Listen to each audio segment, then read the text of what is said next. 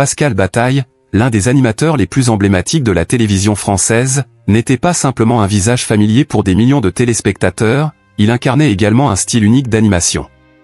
Charismatique, spontané et doté d'un humour à la fois malicieux et subtil, il avait la capacité de rendre chaque émission vivante, chaque instant particulier. Son sourire et sa présence chaleureuse étaient devenus synonymes de convivialité et de succès. On se souvient de lui en train d'animer la roue de la fortune, où son énergie irrésistible se mêlait à son talent pour l'improvisation. Il créait une atmosphère unique à chaque épisode, captivant son public comme aucun autre animateur ne le faisait. C'était l'un de ces visages qui, par leur simple présence, transformait le quotidien des téléspectateurs en un moment spécial. Pourtant, en début d'année 2021, un événement inattendu allait bouleverser non seulement la vie personnelle de Pascal Bataille, mais aussi son image publique. Après une longue absence de l'antenne, l'animateur se retrouvait au centre d'un tourbillon médiatique suite à une annonce qui allait choquer tout le monde, il luttait contre un cancer. Un mot lourd, difficile à prononcer, et encore plus difficile à entendre pour ceux qui, à travers ses émissions, l'avaient vu rayonner.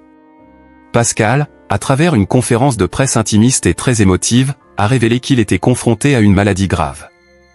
Ce cancer, qui a pris de court le monde entier, expliquait son absence prolongée à la télévision. Les téléspectateurs, qui l'avaient connu sous son meilleur jour, ne pouvaient qu'imaginer la difficulté qu'il traversait. Le choc fut immense. L'annonce avait un poids lourd et douloureux, non seulement pour lui, mais aussi pour ceux qui, d'une manière ou d'une autre, l'avaient toujours admiré. Dans cette période sombre, l'animateur est resté volontairement discret. Son caractère réservé et sa volonté de protéger sa vie privée ont fait en sorte que très peu d'informations ont filtré sur son état de santé. Seules quelques confidences filtrées au compte-gouttes ont permis au public de comprendre que Pascal suivait un traitement. Mais au-delà de cette sphère médicale, c'était la question de sa présence à l'écran qui préoccupait le plus ses admirateurs. Qu'était-il devenu? Comment allait-il? Ses fans, inquiets, s'interrogeaient sur la possibilité de le revoir un jour sur leurs écrans, mais Pascal, fidèle à son caractère, a préféré laisser de côté les projecteurs et se concentrer sur son rétablissement. Ce silence pesant n'a fait qu'alimenter les rumeurs et la spéculation autour de son état de santé. De plus en plus d'interrogations apparaissaient, mais il restait ferme, laissant à ses proches la responsabilité de préserver sa sphère privée. Laurent Fontaine, son fidèle collègue et ami de longue date, était l'un de ceux qui se taisaient par respect pour son ami, estimant que ce dernier devrait parler de sa maladie s'il en ressentait le besoin. Le temps passa, et ce silence radio, lourd de sens, commença à toucher non seulement les proches de Pascal mais aussi toute une communauté de téléspectateurs qui l'avaient suivi durant des années. Toutefois, il semblait que le moment tant attendu allait bientôt arriver. Après des mois d'incertitude et de silence, Laurent Fontaine prit la décision de briser ce silence et de partager la nouvelle qui allait raviver l'espoir et l'émotion de tous, Pascal allait bien. Dans une interview exclusive qu'il donna à un grand journal national, Laurent, avec un immense soulagement dans la voix, annonça que son ami était sur la voie de la guérison. Après un dépistage crucial et plusieurs mois de traitement, les résultats étaient enfin positifs. Bien que la maladie ne soit pas totalement éradiquée, elle était désormais sous contrôle, et Pascal retrouvait petit à petit des forces. Laurent ne manqua pas de souligner que cette guérison n'était pas simplement le fruit de la médecine. Pascal, au-delà des traitements et des soins, avait démontré une résilience qui frôlait l'héroïsme. Ce combat contre la maladie, il l'avait mené non seulement grâce aux techniques médicales modernes, mais aussi grâce à sa force intérieure et à sa détermination sans faille. Selon Laurent, ce n'était pas uniquement la science qui avait fait la différence, mais la volonté farouche de Pascal de ne pas se laisser détruire. Il ajouta d'ailleurs, ce n'est pas juste une question de traitements médicaux, c'est aussi la puissance de son esprit, la force qu'il a toujours eue pour se relever face aux épreuves. Pascal n'était pas du genre à se laisser abattre. Il s'était battu avec une énergie incroyable, chaque jour, pour se redresser. Ce qui semblait insurmontable pour beaucoup, il l'avait affronté de front, avec une détermination à toute épreuve. Les nouvelles de sa guérison ont immédiatement soulagé non seulement ses proches, mais aussi ses admirateurs de longue date, qui avaient espéré secrètement ce jour. Les réseaux sociaux ont été inondés de messages de soutien et d'encouragement. Ses fans, les amis du milieu télévisuel, mais aussi des inconnus, ont exprimé leur joie de le savoir hors de danger. Ces milliers de messages ont profondément marqué Pascal, qui, fidèle à sa nature, n'avait jamais cherché à se donner un statut particulier ou à se laisser emporter par la célébrité. Il savait que cet élan de solidarité venait du cœur, et cette preuve d'amour lui a donné une force nouvelle. Chaque message que j'ai reçu m'a profondément touché, confia Pascal dans une rare interview après sa rémission.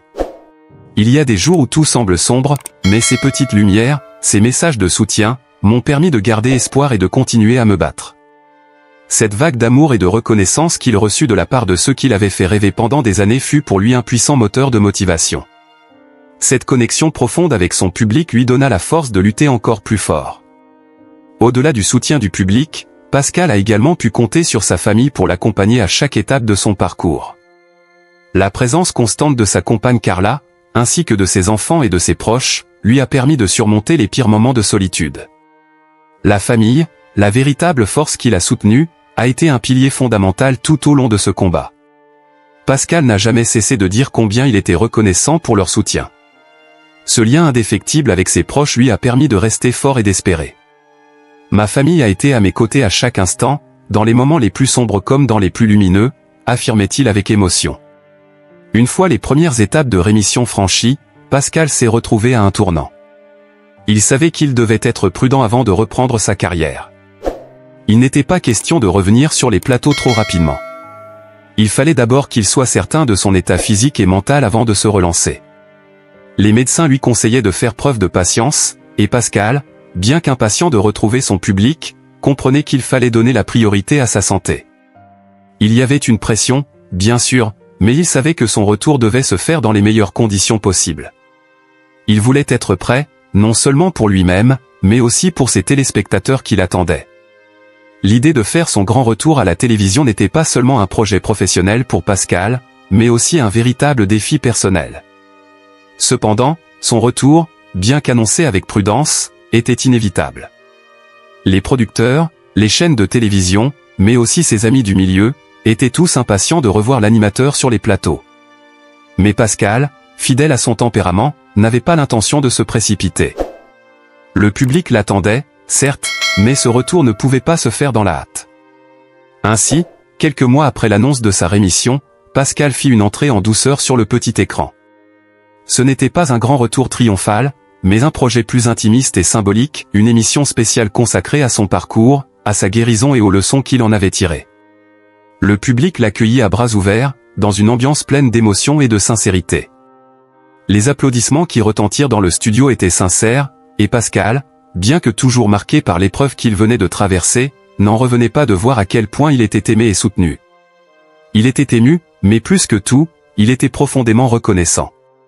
Ce retour à la télévision, bien que modeste, n'était que le début d'un nouveau chapitre. Pascal avait encore beaucoup à offrir, des projets à mener à bien, des rêves à réaliser.